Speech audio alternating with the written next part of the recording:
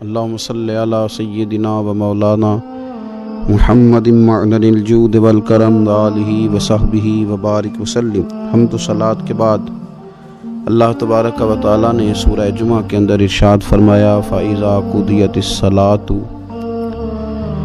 فرمایا جب تم نماز ادا کر لو فَانْتَشِرُوا فِي الْأَرْضِ، تو زمین میں پھیل جاؤ، وَابْتَغُوا مِنْ فَضْلِ اللَّهِ، اور اللہ کا فضل تلاش کرو، یعنی تم رزق کی تلاش میں نکل جاؤ۔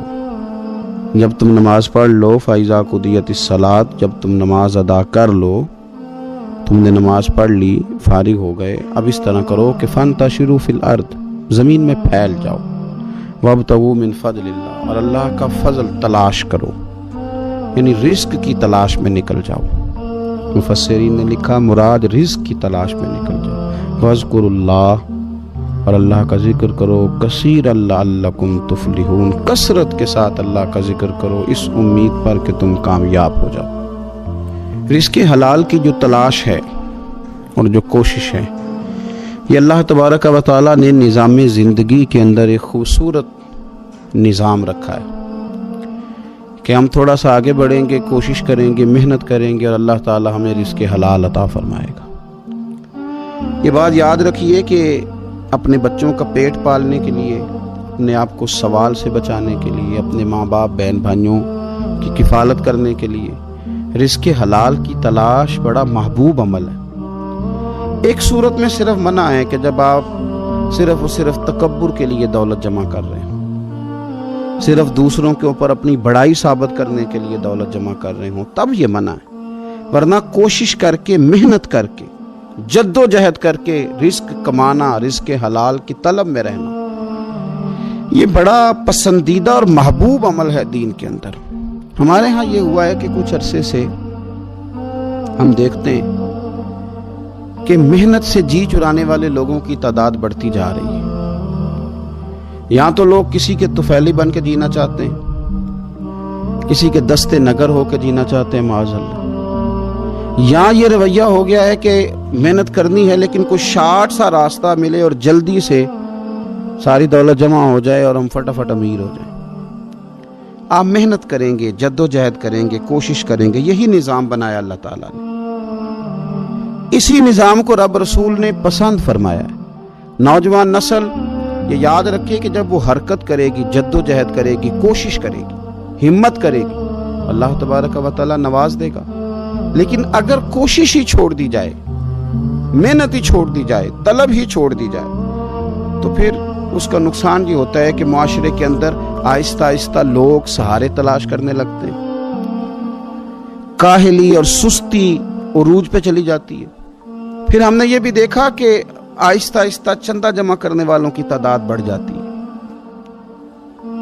مختلف ناموں پر، مختلف عنوانوں پر چندے جمع کیے جاتے ہیں۔ بھکاریوں کی لمبی فہرستیں ہیں، گداگر مانگنے والے، کسی بھی اشارے پر آپ تھوڑی دیر کے لیے گاڑی کو روکتے ہیں تو پتہ نہیں کتنی کو تعداد ہے جو طلب کرنے والوں کی،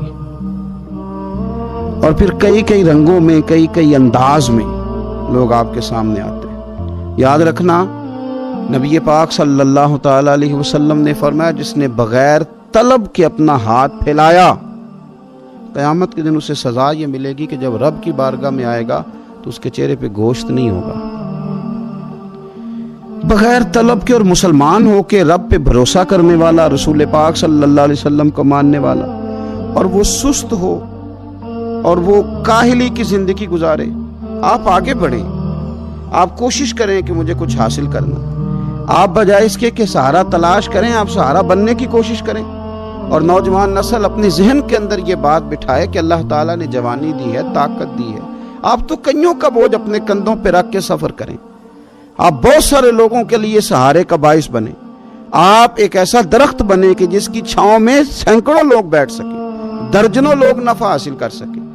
آپ خوبصورت زندگی بنائیں، اپنے آپ کو آگے لے کر کے جانے کی کوشش کریں، اور اللہ تو بندے کے گمان کے قریب ہے۔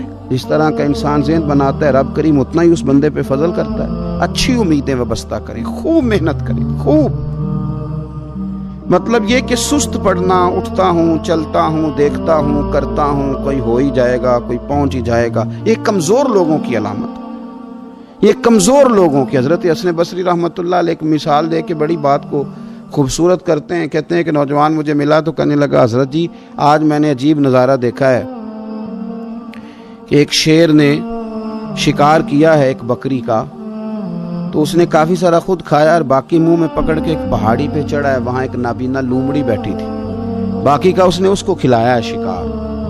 تو میں سوچتا ہوں رب کریم تو بندہ نابینا بھی ہو، گھر میں بھی بیٹھا ہو تو اس کو رزق پہنچا ہی دیتا ہے۔ تو خواجہ حسن بصری رحمۃ اللہ علیہ مسکرا پڑے، کہنے لگے میاں تم نے لومڑی بننے کا پروگرام بنایا، شیر بننے کا کیوں نہیں بنایا؟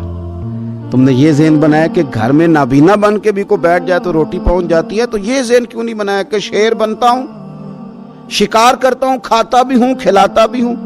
جد و جہد کریں، محنت کریں، آگے بڑھیں، ہمت کریں۔ میرے رسول کریم صلی اللہ تعالیٰ علیہ وآلہ وسلم کے صحابی حضرت سیدنا کعب رضی اللہ تعالیٰ عنہ ارشاد فرماتے ہیں کہ ایک شخص نبی پاک صلی اللہ علیہ وسلم کے سامنے سے گزرا، تو صحابہ کرام علیہم رضوان نے اس کی چستی دیکھ کر، بڑا چست نوجوان تھا، بڑا تیز چل رہا تھا، اس کی چستی دیکھ کے صحابہ نے کہا کاش اس کی چستی اللہ کے راستے میں ہوتی، یعنی عبادت میں لگا ہوا ہوتا یا جہاد میں لگا ہوا ہوتا، کاش اس کی چستی اللہ کے راستے میں ہوتی۔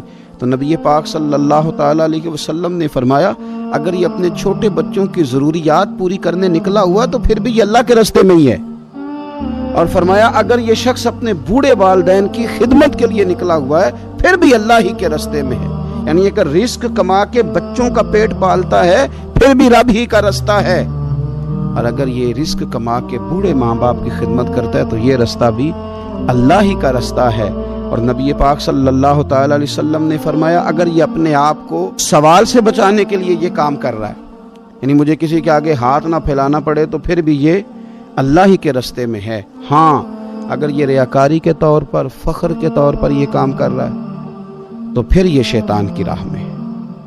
اگر صرف اس لیے مال جمع کر رہا ہے کہ میں ذرا لوگوں کو پتہ چل جائے بڑا مالدار ہوں، میرا بعض لوگوں کے اوپر ذہن ہوتا ہے آگے بڑھنے کا، شوق ہوتا ہے بلا وجہ چیزوں کو جمع کرنے کا، فخر بتانے کا، ریاکاری کرنے کا، فرمایا اگر ریاکاری کے ارادے سے ہے تو پھر یہ شیطان کے راستے میں ہے، اور اگر یہ بوڑھے ماں باپ کے لیے رزق کما رہا ہے، چھوٹے بچوں کے لیے کما رہا ہے، اپنے آپ کو سوال سے بچانے کے لیے کما رہا ہے تو پھر یہ اللہ ہی کے راستے میں، پھر یہ جہاد ہی کر رہا ہے، پھر یہ عبادت ہی میں مشغول ہے، یہ اللہ ہی کے راستے میں۔ رسول کریم صلی اللہ تعالیٰ علیہ وسلم نے جو سبق ہمیں پڑھایا وہ صرف یہ ہے کہ رزق کماتے وقت تمہاری نیت کا اعتبار ہے، تمہارا ارادہ کیا تھا؟ رزق کماتے وقت ارادہ کیا تھا؟ بہت بڑے بنگلے بنانے کا ارادہ تھا، جائیدادیں جمع کرنے کا ارادہ تھا، بعض رشتہ داروں کو نیچا دکھانے کا ارادہ تھا، بلا وجہ ڈینگے مارنے کا اور اونچی اونچی باتیں کرنے کا ارادہ تھا، یا تمہارا ارادہ یہ تھا کہ حلال آ جائے تاکہ میں سوال سے بچ جاؤں، تاکہ مجھے کسی کے سامنے ہاتھ نہ پھیلانا پڑے؟ یہ حدیث ہمیں صحیح بخاری میں ملتی ہے، نبی پاک صلی اللہ تعالیٰ علیہ وسلم نے فرمایا بے شک مال بڑا سرسبز ہے اور بڑا میٹھا ہے، فرمایا جس نے اچھی نیت کے ساتھ مال حاصل کیا بڑا میٹھا ہے، بڑا سرسبز ہے، اور جس نے اچھی نیت کے ساتھ حاصل کیا اللہ اسے برکت عطا کر دے گا۔ تھوڑے پیسوں میں برکت ہو جائے گی، تھوڑے میں بھی، کئی دفعہ تھوڑے پیسے ہوں گے پر ختم نہیں ہوں گے، ان میں برکت ہو جائے گی نیت اگر ٹھیک ہے۔ اور حضور صلی اللہ تعالیٰ علیہ وآلہ وسلم نے ارشاد فرمایا اگر کسی نے بری نیت کے ساتھ حاصل کیا اس میں برکت نہیں ہوگی، اس کے اندر پھر اس کے لیے وہ خیر نہیں ہوگی جو اچھی نیت پہ ہوتی، اور فرمایا یہ ایسا رزق ہے جسے کھائے گا پر پیٹ نہیں بھرے گا، سیر نہیں ہوگا۔ رزق کس نے کھا لیا ہے؟ چونکہ نیت یہ تھی کہ تفاخر کے لیے جمع کرنا، دولت ہونی چاہیے، بنگلہ ہونا چاہیے، لوگوں کو پتہ چلے کہ یہاں بھی ایک سیٹ صاحب ہوتے ہیں، تو یہ نیت پر ڈیپینڈ کرتا ہے کہ آپ کا ارادہ رزق کماتے کیا ہے۔ بہت زیادہ محنت کرنے کی کوشش کریں، بالخصوص نوجوان اپنے دلوں کے اندر یہ جد و جہد پیدا کریں کہ ہم نے محنت کر کے رزق کمانا ہے۔ یہ جو ہاتھ پھیلاتے ہیں یہ بزدل لوگ ہوتے ہیں، یہ کمزور لوگ ہوتے ہیں۔ یہ ہاتھ جب کسی کے آگے کوئی شخص پھیلاتا ہے تو اپنی خودداری کا سودا کرتا ہے، اپنی عزت بیچتا ہے، اپنے وقار کو داؤ پہ لگاتا ہے۔ جب وہ ہاتھ پھیلاتا ہے کشکول طلب جب دراز کرتا ہے کبھی بھی اللہ کے علاوہ، اللہ کے محبوب علیہ السلام کے علاوہ آپ کسی کے سامنے کشکول طلب دراز نہ کریں۔ اور میری ساری زندگی یہ رائے رہی ہے کہ اچھا تاجر وہ ہوتا ہی نہیں جو پیسے زیادہ کماتا ہے، اچھا گھر کا سربراہ وہ نہیں ہوتا جو دولت زیادہ جمع کرے، بلکہ اچھا آدمی تو وہ ہوتا ہے جس کے خرچے کم ہوتے ہیں، جو اس کے پاس ہے اس کے اندر اسے مینج کرنا آتا ہے۔ اگر اس کے پاس 1000 روپیہ ہے تو اسے سارا دن 1000 میں نکالنا آ جائے تو اس شخص کی عزت محفوظ ہے، اس کی عزت محفوظ ہے۔ اور اگر 10,000 کے اندر بھی اسے طبیعت نہیں ہے، اسے چاہت نہیں ہے، اسے خبر ہی نہیں ہے میں نے کس طرح وقت گزارنا ہے، تو پھر یہ شخص اپنے آپ کو بھی رسوا کرے گا اور اپنوں کے لیے بھی شرمندگی کا باعث بنے گا۔ محنت کریں، کوشش کریں، اپنے آپ کو فارغ نہ رکھیں۔ فارغ آدمی کو زنگ لگ جاتا ہے۔ فارغ تو کوئی گھر پڑا رہے تو بعض لوگ کہنے لگتے ہیں کہ یہاں تو جنوں کا قبضہ ہو گیا ہے۔ فارغ ذہنوں پر شیطانوں کا قبضہ ہو جاتا ہے۔ کچھ کریں، محنت کریں، جد و جہد کریں، آگے بڑھیں۔ ہمارے بزرگ فرماتے ہیں کہ پانی چل رہا ہو تو وہ پاک ہوتا ہے، اگر کھڑا ہو جائے تو پھر اس کے پاک ہونے کا مسئلہ بدل جاتا ہے۔ چلتے رہیں، حرکت کریں، جد و جہد کریں، آگے بڑھیں، ہمت کریں۔ جو لوگ ہمت کرتے ہیں رب تعالیٰ ان کی مدد کرتا ہے۔ آپ تجارت کریں، حضور صلی اللہ علیہ وسلم نے تجارت فرمائی، نبی پاک صلی اللہ علیہ وسلم نے تجارت فرمائی۔ کتنا بڑا درجہ حضور نے ارشاد فرمایا۔ اللہ کے پیارے محبوب صلی اللہ تعالیٰ علیہ وسلم ارشاد فرمانے لگے، یہ حدیث پاک آپ کو ترمذی میں اور دیگر کتابوں میں ملے گی، فرمایا جو تاجر سچا ہوگا نا، تجارت کرے پر سچ بولے، سودا جو ہے وہی بتائے، سچا جو تاجر ہوگا اسے اللہ تبارک و تعالیٰ قیامت کے دن نبیوں، صدیقوں اور شہیدوں کے ساتھ جگہ عطا فرمائے گا۔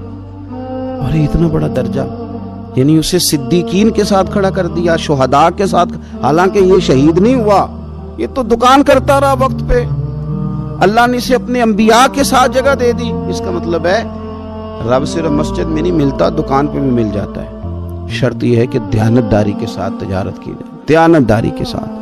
ایک تو یہ کہ یہ کام کریں، پھر یہ کہ بہت سارے صحابہ کھیتی باڑی کرتے تھے، بہت سارے صحابہ، اور حضور صلی اللہ تعالی علیہ وسلم نے فرمایا اگر تم نے کوئی درخت لگایا، پودا لگایا، تو جو بھی جاندار اس سے نفع حاصل کرے گا اللہ تمہیں اس کا اجر عطا کرے گا۔ کوئی بھی آپ کھیتی باڑی کریں، محنت کریں، جد و جہد کریں، پھر اس سے آگے ہاتھ سے مزدوری کرنا ہے، ہاتھ سے مزدوری۔ میرے دادا جان کا انتقال، ان کی عمر 90 سال سے زیادہ تھی جب وہ دنیا سے گئے تھے۔ تو آخری دن غسل کے بعد جب میں نے ان کے ہاتھ کو کھولا تھا تو تب بھی ان کے ہاتھوں پر محنت کے نشان تھے، ابھی بھی ان کے ہاتھوں پہ چھالے تھے، وہ جو پکے پڑ گئے تھے نا وہ ساری زندگی رہے میرے والد صاحب کے ہاتھوں پہ ہمیشہ۔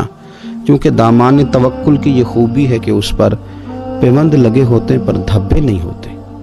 محنت آپ کریں، محنت کے نشان ہونے چاہیے، کرپشن کے داغ نہیں ہونے چاہیے۔ آپ تھک جائیں کام کرتے، لیکن میرے بھائی اس طرح نہ ہو کہ لوگ، میں نے کئی دفعہ کہا ہے کہ روب کپڑوں کا نہیں ہوتا، روب تو کردار کا ہوتا ہے۔ کروڑوں روپے کا آپ مکان بنا لیں، گاڑی خرید لیں، لیکن آپ کا پیسہ کرپشن کا ہے تو لوگ دروازے کے سامنے کھڑے ہو کے کہتے ہیں 2 نمبر طریقے سے کمایا۔ لیکن چھوٹا سا کوئی ملازم ہو کسی دفتر میں، ہو دیانتدار، تو لوگ دروازے کے سامنے بڑا افسر بھی کھڑا ہو کے کہتا ہے یار یہ بندہ نہ رشوت لیتا ہے نہ ناجائز سفارش سنتا ہے، اس سے ذرا احتیاط سے بات کرنی ہے۔ تو بتلائیے روب کپڑوں کا ہے کہ کردار کا ہے، دولت کا ہے کہ کردار کا ہے؟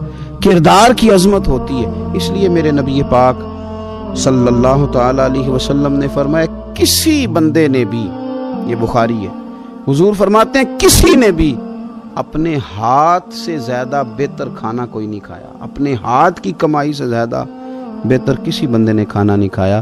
اور فرمایا اللہ کے نبی حضرت داؤد علیہ السلام اپنے ہاتھوں سے کمائی کر کے کھایا کرتے تھے، اپنے ہاتھوں سے محنت کر کے کھاتے تھے۔ سب سے بہترین کھانا آپ وہ کھاتے ہیں جو آپ اپنے ہاتھوں سے محنت کرتے ہیں، مشقت کرتے ہیں، آپ کوشش کر کے جو کھانا آپ محنت کر کے کماتے ہیں۔